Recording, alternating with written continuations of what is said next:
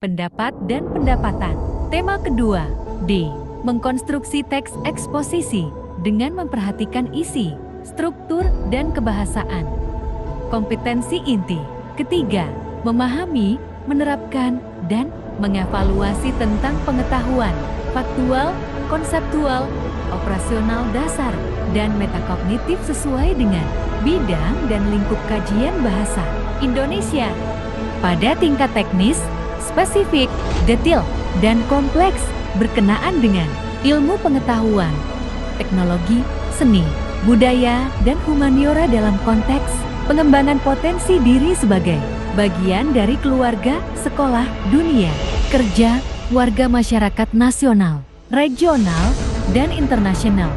3,4 menganalisis struktur dan kebahasaan teks eksposisi yang berkaitan dengan bidang pekerjaan, tujuan pembelajaran. Setelah mempelajari tema ini, peserta didik diharapkan mampu: pertama, mendeskripsikan permasalahan, argumentasi, pengetahuan, dan rekomendasi teks eksposisi berkaitan dengan bidang pekerjaan yang didengar atau dibaca. Kedua, menganalisis struktur dan kebahasaan teks eksposisi yang berkaitan dengan bidang pekerjaan. Ketiga, mengembang isi permasalahan, argumen, pengetahuan, dan rekomendasi teks eksposisi berkaitan dengan bidang pekerjaan. Keempat, mengkonstruksikan teks eksposisi berkaitan bidang pekerjaan dengan memperhatikan isi permasalahan, argumen, pengetahuan, dan rekomendasi, struktur, dan kebahasaan. Langkah-langkah mengkonstruksi teks eksposisi. Pertama, menentukan tema. Kedua, menunjukkan tujuan. Ketiga, mengumpulkan bahan. Keempat, menyusun kerangka. Kelima, mengembangkan kerangka menjadi sebuah karangan. Langkah-langkah mengkonstruksikan teks eksposisi secara umum diaplikasikan dengan cara: pertama, tentukan jenis eksposisi yang hendak ditulis. Kedua, tentukan tema eksposisi yang hendak dikembangkan. Ketiga, tentukan draft. Keempat, tulislah kerangka secara utuh. Kelima, kembangkan kerangka dengan menulis bebas. Keenam, lakukan penyuntingan dengan suntingan sederhana. Ketujuh, abstraksikan atau rangkum eksposisi yang telah dibuat. Kedelapan, evaluasilah sesuai dengan struktur dan kebahasaan teks eksposisi. Contoh penerapan mengkonstruksi teks eksposisi adalah sebagai berikut. Pertama, tentukan jenis eksposisi. Perbandingan. Kedua, tentukan tema eksposisi telepon, seluler, dan informasi. Ketiga, tentukan draft bandingkan berdasarkan kriteria tertentu. Keempat, tulis kerangka bandingkan dari segi fisik, manfaat, dan kesehatan. Kelima, kembangkan kerangka dengan menulis bebas. Keenam, penyuntingan dengan suntingan seperlunya. Ketujuh, lakukan abstraksi dengan menelaah hasil tulisan menggunakan unsur-unsur eksposisi.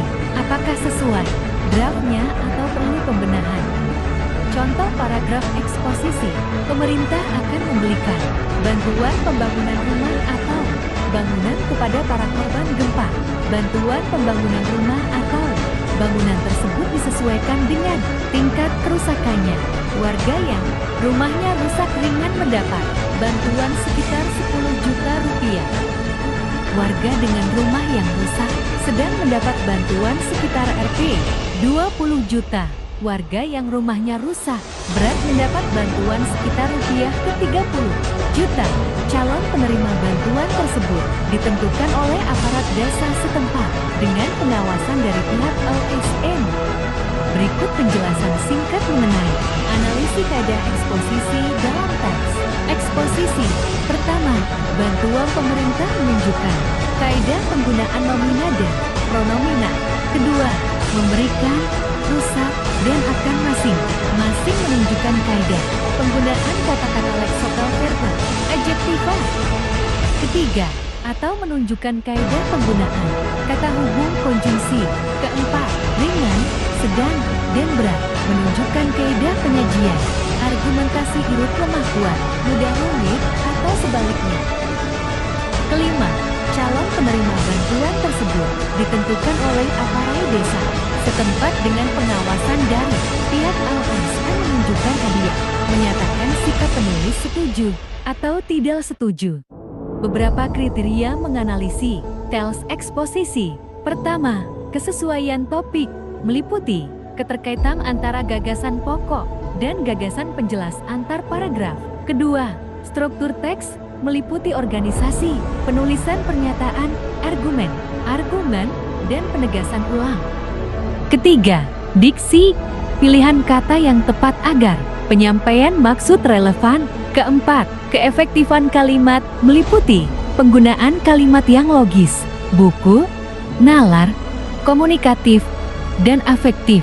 Kelima, mekanik meliputi kaidah penulisan, penggunaan ejaan, gaya bahasa, dan penataan paragraf.